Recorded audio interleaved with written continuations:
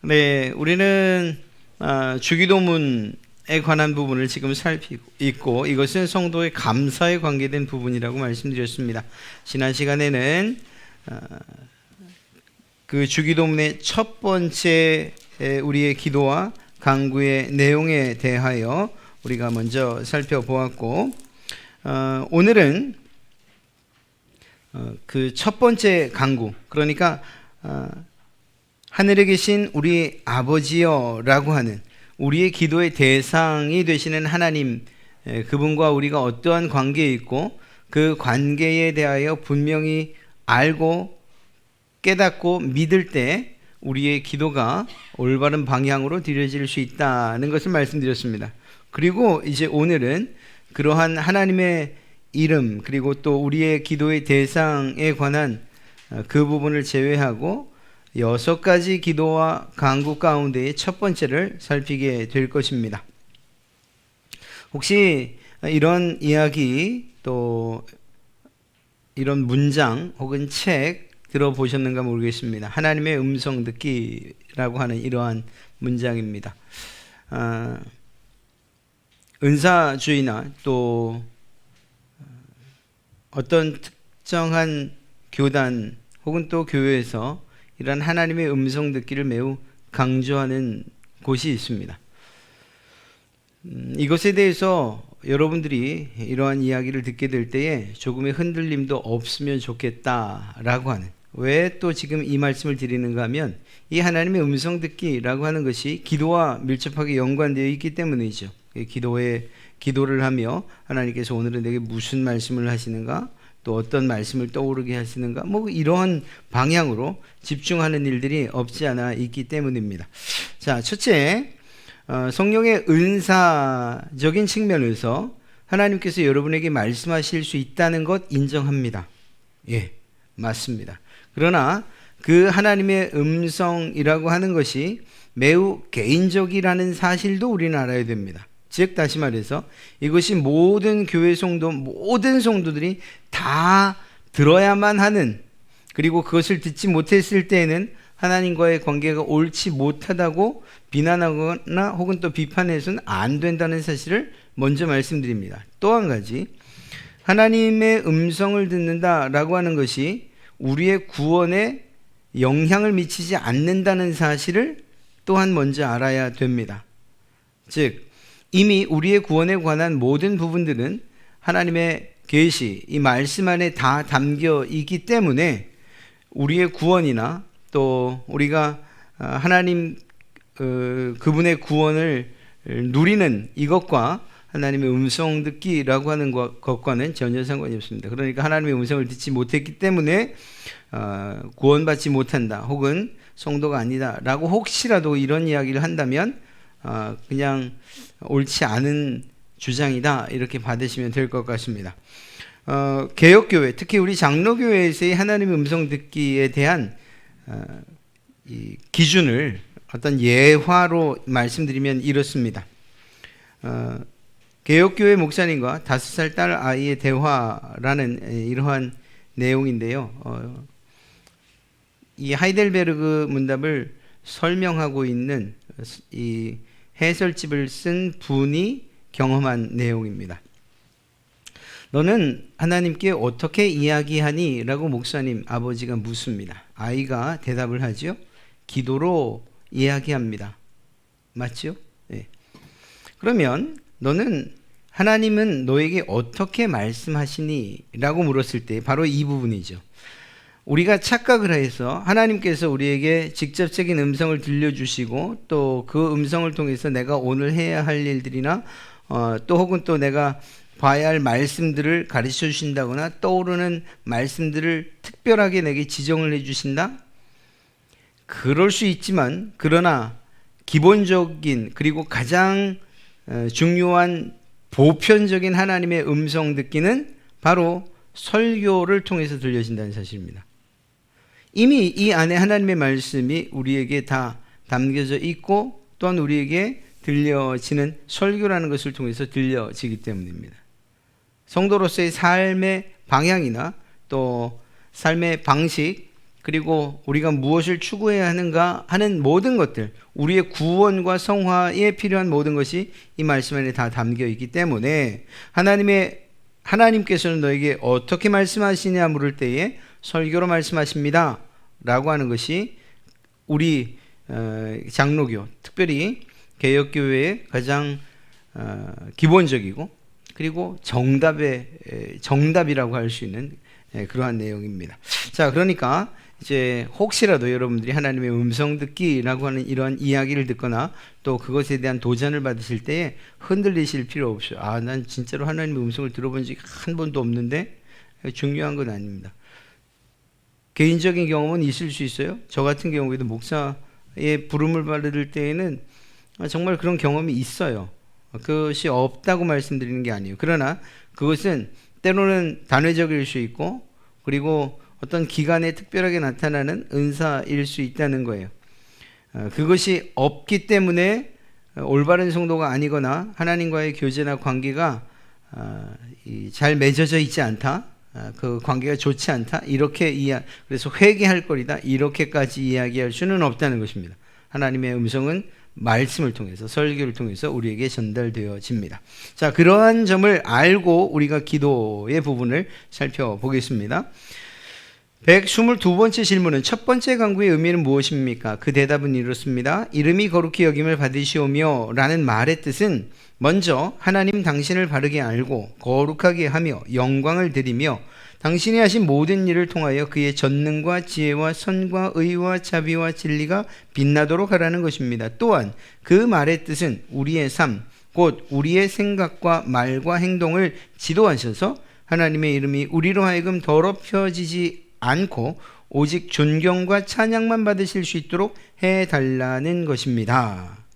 말이 굉장히 어렵게 기록되어 있는데 우리 쉽게 풀어가며 이야기를 나눠보도록 하겠습니다. 자, 우리가 이미 지난주 살펴봤던 것처럼 주기도문의 첫머리에는 우리의 기도의 대상이 누구인가에 대해서 잘 기록하고 있습니다. 하늘에 계신 우리 아버지라는 말로서 분명히 밝히고 있죠. 그렇다면 주기도문의 기도, 즉 간구는 어떻게 이루어져 있는가? 크게 두 부분으로 나눠져 있습니다. 그래서 하나님에 대한, 그리고 또 두 번째는 우리 인간에 대한, 이렇게. 그래서 전반부에는 하나님의 이름, 하나님의 나라, 하나님의 뜻에 관한 간구를 하게 되어 있고요. 후반부에는 우리의 양식, 우리의 죄사함, 우리의 구원에 관한 부분을 간구하게 되어 있습니다. 그 내용으로 이루어져 있습니다. 제가 지난주에 좀 실수를 했죠.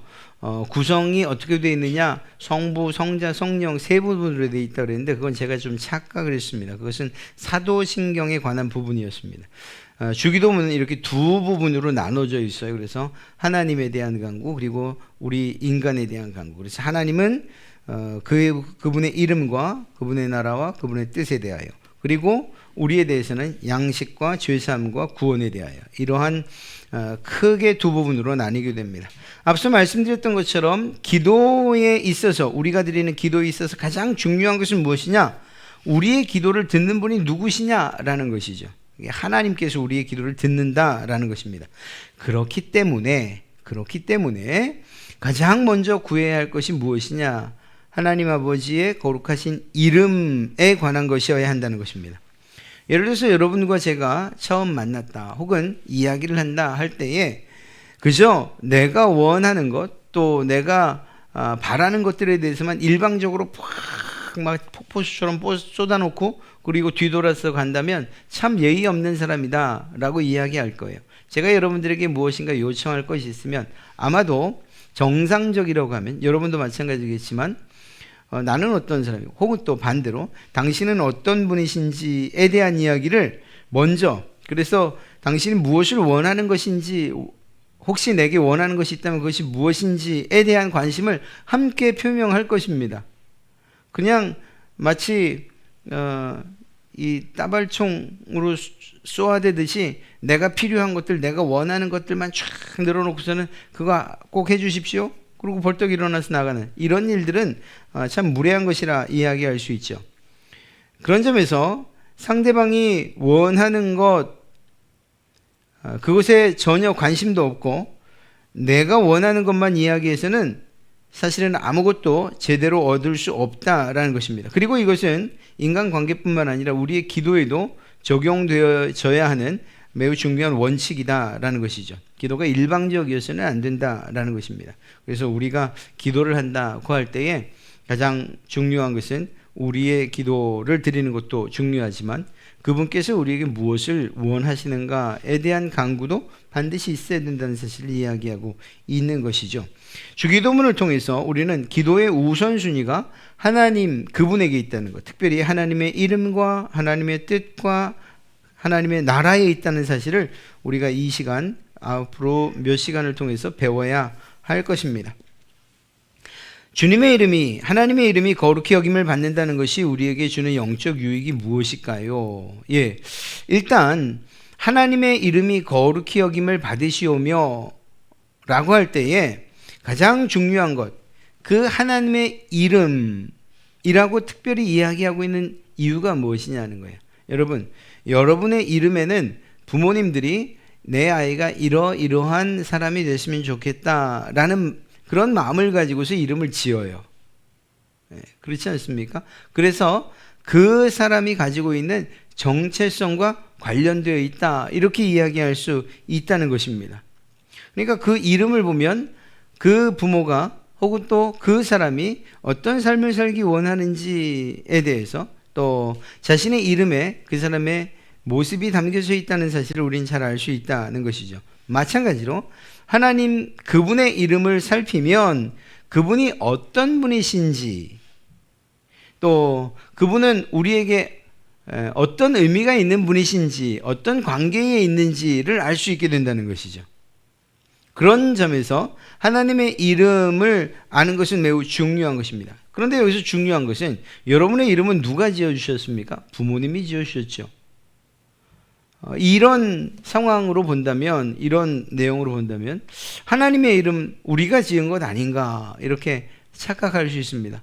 우리가 믿는 신을 무엇이라고 불러야 될지 모르니까 그냥 하나님으로 하자. 하나님. 이렇게 결정을 지은 것입니까? 성경은 그렇게 기록하고 있지 않죠? 하나님의 이름은 우리 인간이 지은 것이 아니고 하나님께서 그 이름을 스스로 계시해 주셨어요. 예수님의 이름은요? 마찬가지죠. 천사들이 예수라 하라 라는 말로서 하나님께서 그 사람을 예수라고 부르도록, 우리의 구원자로 명명하도록 그렇게 이 천사를 통해서 계시해 주셨다는 사실을 알 수 있습니다. 즉 다시 말해서 하나님의 이름은 사람이 지은 것이 아니고 하나님께서 계시해 주신 것이다. 그리고 그 하나님이 누구신지에 대해서 그 이름에 잘 나타나 있다라는 것이죠. 하나님의 이름에 대해서 거론하고 있는 성경은 출애굽기입니다. 출애굽기 3장 14절 15절을 보면 나는 스스로 있는 자니라. 너는 이스라엘 자손에게 이같이 이르기를 스스로 있는 자가 나를 너희에게 보내셨다 하라. 나를 너희에게 보내신 이는 너희 조상의 하나님 곧 아브라함의 하나님 이삭의 하나님 야곱의 하나님 여호와라 하라. 이는 나의 영원한 이름이요. 스스로 있는 자라고 하는 것이 나의 영원한 이름이요. 대대로 기억할 나의 칭호다라는 것이죠. 여기에서 스스로 있는 자라고 하는 것이 도대체 무엇을 의미하는 것일까요? 그냥 쉽게 생각하면 뭐 언젠지 모르겠지만 그냥 원래부터 있으신 분, 또 나랑은 뭐 특별히 관계 있지 않아요. 왜냐하면 스스로 계시다 보니까 나랑은 별 관계 없는 것처럼 이렇게 또 먼데 계시는 것처럼 이렇게 여겨질 수 있습니다. 그러나 그 의미를 그대로 옮겨보면 나는 있을 그대로 있을 것이다 라고 하는 이런 의미가 가장 적합한 번역이라고 이야기할 수 있습니다. 다시 말하면 나는 앞으로도 지금과 같이 동일한 존재로 있을 것이라는 의미죠.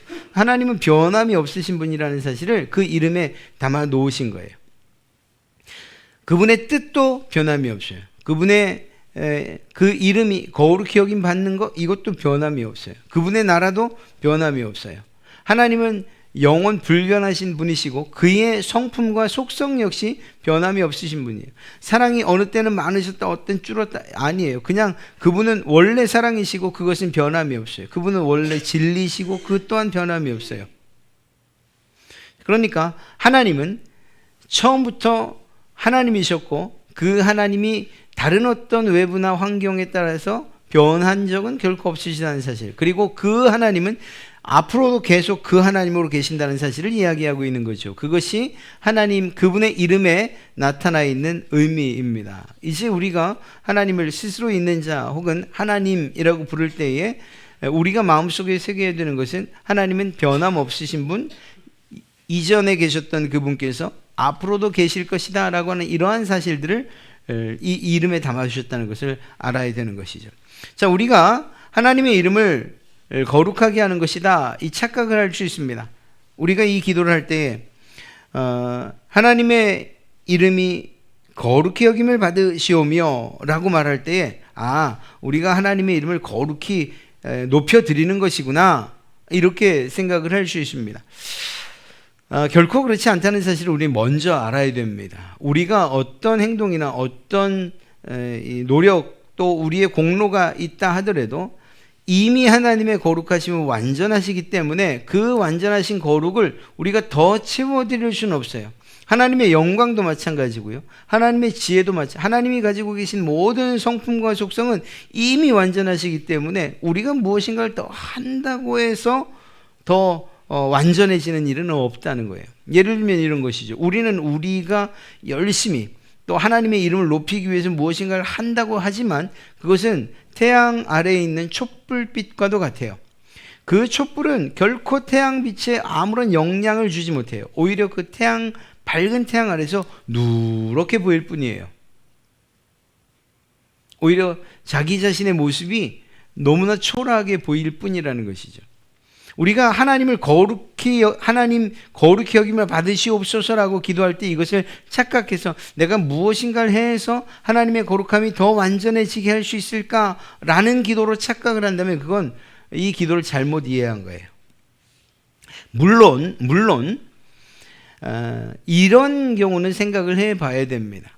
우리의 죄로 또 우리가 하나님의 말씀에 순종하지 아니함으로 우리의 욕심과 탐욕스러움 때문에 하나님의 이름이 거룩히 여김을 받지 못할 수는 있어요. 이건 이렇게 이야기할 수 있습니다. 여러분들이 부모님의 이름에 먹칠을 한다. 조상 얼굴에 먹칠을 해? 이런 의미는 가능해요.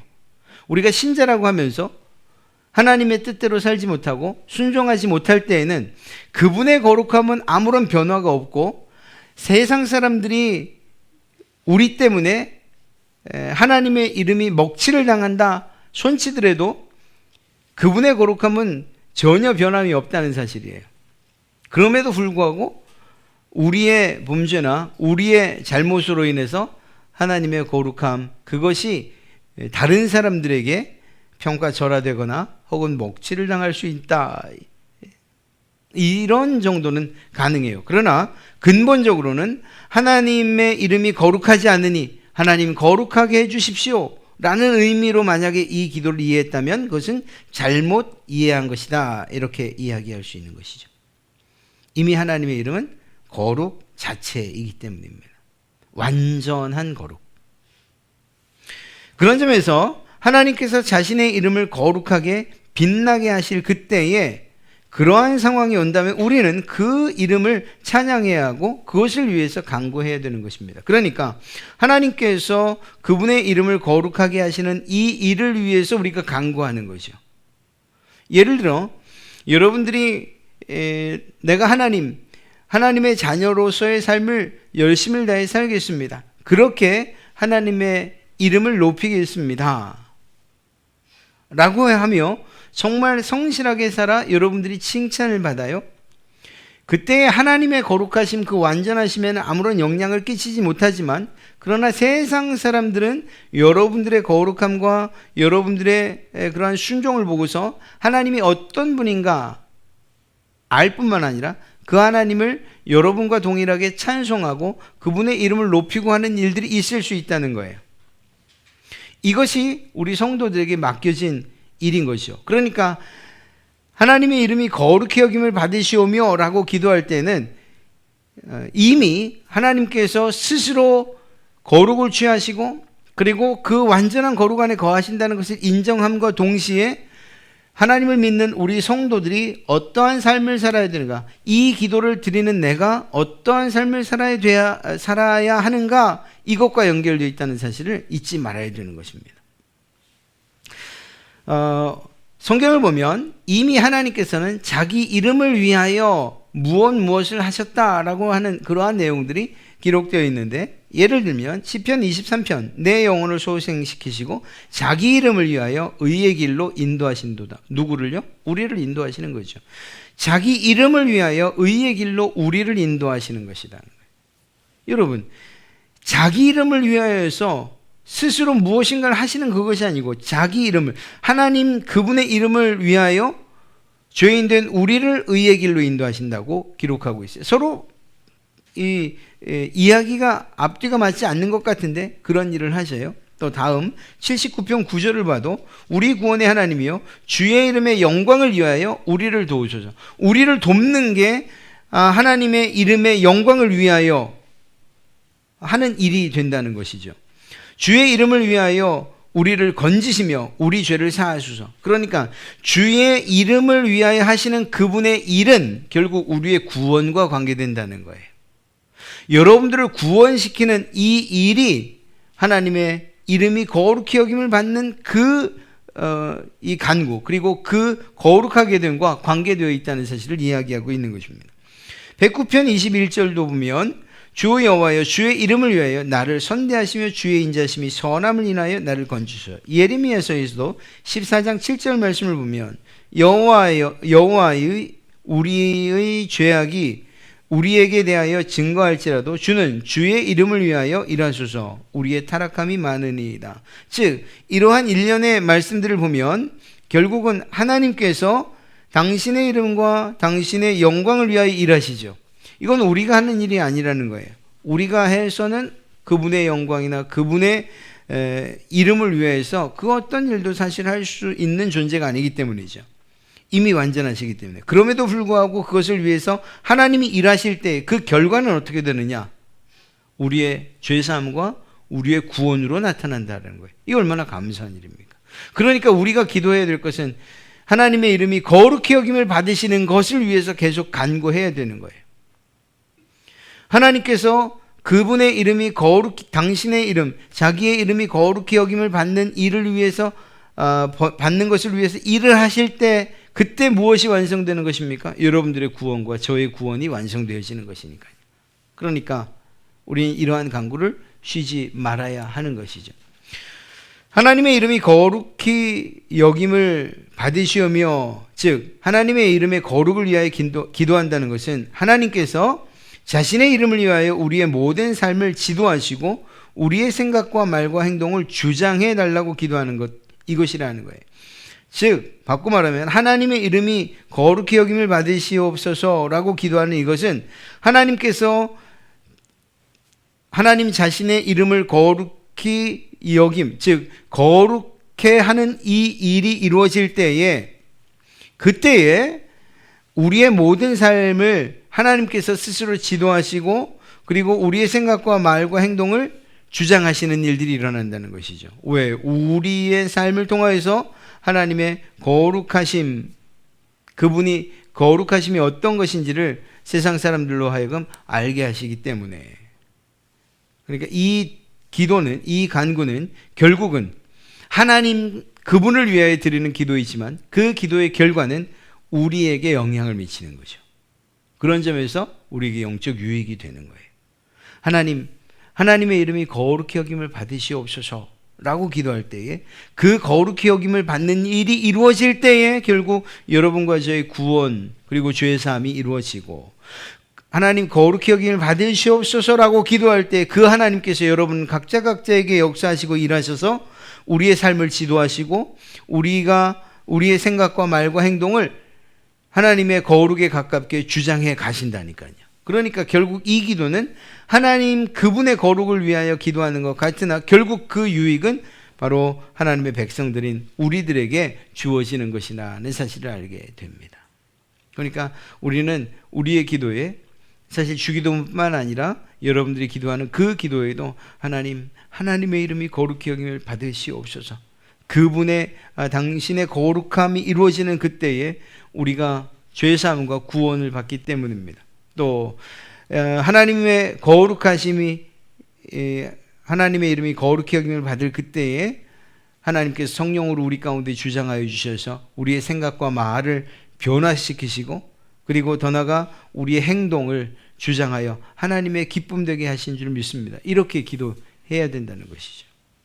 그러니까 하나님의 이름이 거룩히 여김을 받으시옵소서라고 하는 이 기도는 우리가 마땅히 드려야 될 기도라는 것입니다. 보십시오. 하나님은 백성의 범죄로 더럽혀진 이름을 스스로 거룩하게 하시는 분이에요. 하나님의 거룩에는 전혀 이상이 없지만 그러나 이런 거죠. 마치 흙탕물이 튀긴 유리창처럼 더러워졌을 때에 그 유리는 전혀 오염과 상관이 없어요. 그냥 닦아내기만 하면 그 아름다움 그대로. 예를 들어 보석이 하나 있는데 그 보석이 그 진흙이 묻었다고 해서 오염됐다고 해서 보석 자체가 그 빛이나 그 아름다움을 잃은 것은 아니죠. 그것이 닦여지기만 하면 언제든지 그 빛은 다시금 드러나게 되죠. 이 거룩하게 되는 일, 이 거룩을 빛나게 하는 이 일, 예수 그리스도 또 하나님의 이름이 빛나는 이 일을 누가 하느냐? 하나님께서 스스로 하신다니까요. 그리고 우리가 해야 되는 일은 이 오염되지 않도록 내 행동과 내 죄 때문에 오염되지 않도록 하는 이 정도의 일은 우리가 기도하면서 해야 되는 거예요. 하지 말아야 되는 거예요. 그러한 일들을.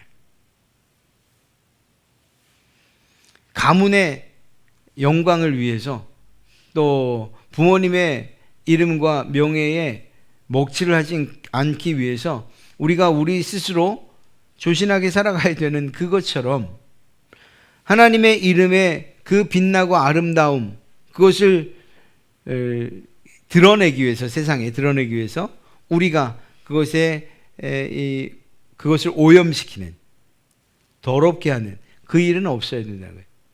오해하지 마십시오. 우리가 더럽게 한다고 해서 더러워질 그 하나님의 이름은 아니에요. 하나님의 거룩하심이 더러워지지 않아요.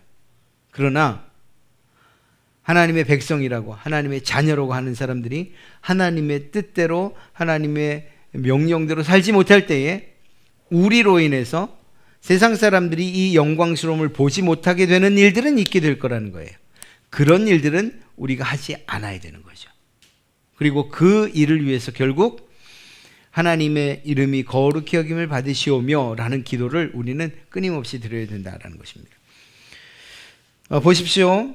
에스겔서 32장 23절 말씀을 보면 여러 나라 가운데에서 더럽혀진 이름 곧 너희가 그들 가운데서 더럽힌 나의 큰 이름을 내가 거룩하게 할지라. 하나님께서 말씀하시는 거예요. 이스라엘 백성들이 범죄함으로 인해서 하나님의 이름이 거룩히 더러워졌다 이렇게 이야기하고 있지 않습니까?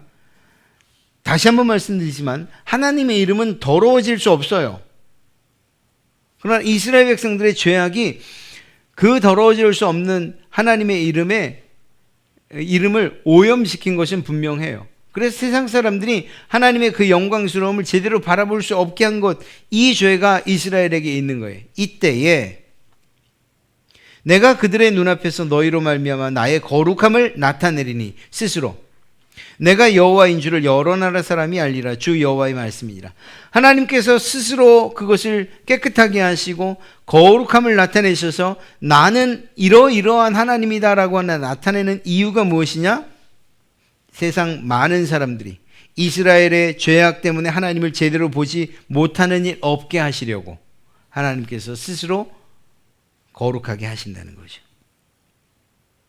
그리고 이 스스로 거룩하게 하실 때는 이스라엘 백성들의 징계가 따른다는 사실 역시 기억해야 됩니다.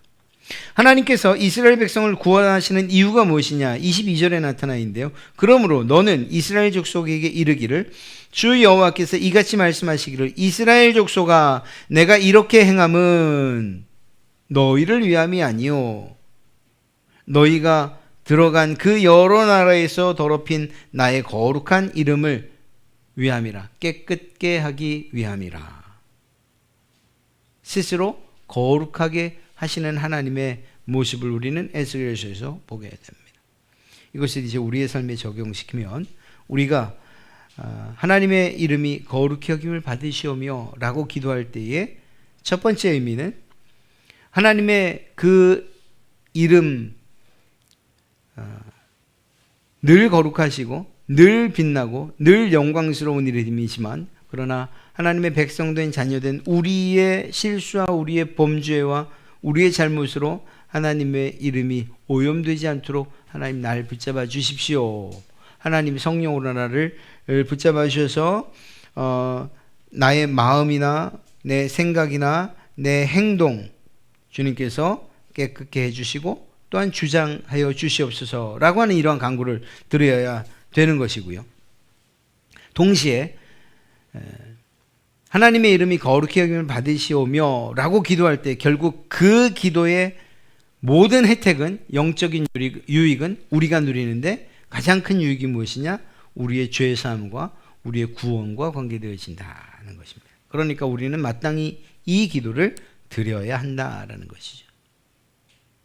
하나님의 이름이 거룩히 여김을 받으시오며 하나님께서 우리에게 주신 그 놀라운 구원과 죄사함이 바로 하나님의 이름이 거룩히 여김을 받는 이 일 때문에 왔다는 것, 동시에 그렇다는 사실을 안다면 하나님의 그 이름에 우리가 시체말로 먹칠나지 않도록 그분의 명예가 실추되지 않도록 우리가 우리의 삶을 스스로 돌보며 살아야 되는데 그것에 대한 한계가 있으니 하나님께서 우리를 주장하셔서 말이나 생각이나 행동을 주장하셔서 하나님의 이름을 그 이름과 그 명예를 실추시키지 않도록 살게 해주십시오라는 이러한 기도가 여기에 포함되어져야 된다라는 것입니다. 결국 이 기도의 유익은 성도 바로 여러분과 제가 누리게 된다는 사실입니다. 그러니 이 기도를 하지 아니할 수 없는 것이죠. 우리의 가장 첫째 관심은 하나님의 이름이 거룩히 여김을 받는 것이어야 하는 이유가 바로 여기에 있습니다. 여러분이 기도만 아니라 여러분이 삶을 살면서도 내가 하는 이 일이 하나님의 이름이 거룩히 여김을 받는 그 일인가 생각해 보셔야 돼요. 막 그냥 쌍소리가 나오려고 하다가도 내가 이렇게 말하는 것이 하나님께서 거룩히 여김을 받으시는 일인가 이런 생각을 해본다면 그것이야말로 삶에서 기도하는 것이라 할 수 있는 것이죠. 여러분들이 어떤 삶을 살 때에 하나님께서 하나님의 이름이 거룩히 여김을 받는 것에 정말 유익한가 이런 걸 생각하면서 정말 하나님의 명령을 따라 산다면 그것이 바로 올바른 기도를 드리는 사람들의 삶이라고 할 수 있는 것이죠. 오늘 첫 번째 우리가 마땅히 드려야 될 간구, 하나님의 이름이 거룩히 여김을 받는 것, 이것을 위해서 여러분들이 끊임없이 기도하시기 바랍니다. 그리고 그러한 기도에 따라서 하나님의 도우심을 따라 하나님의 명예와 그 이름을 실추 또 먹칠라는 것이 아니라 오히려 여러분들의 선한 행동과 말씀에 순종하는 것들을 통해서 하나님의 영광이 더욱 드러나도록 그분의 그 영원하시고 완전하신 그 이름의 영광과 그 아름다움이 그 빛남이 드러나도록 여러분을 통해서 우리가 마땅히 기도해야 할 줄로 믿습니다. 우리 이러한 사실들을 생각하며 우리의 삶을 돌아보고 또 우리가 어떻게 하나님의 이름을 높일까 하는 이러한 사실들을 생각하며 우리가 살아간다면 하나님께서 기뻐하시는 그러한 성도의 삶을 살아가게 되리라 믿습니다.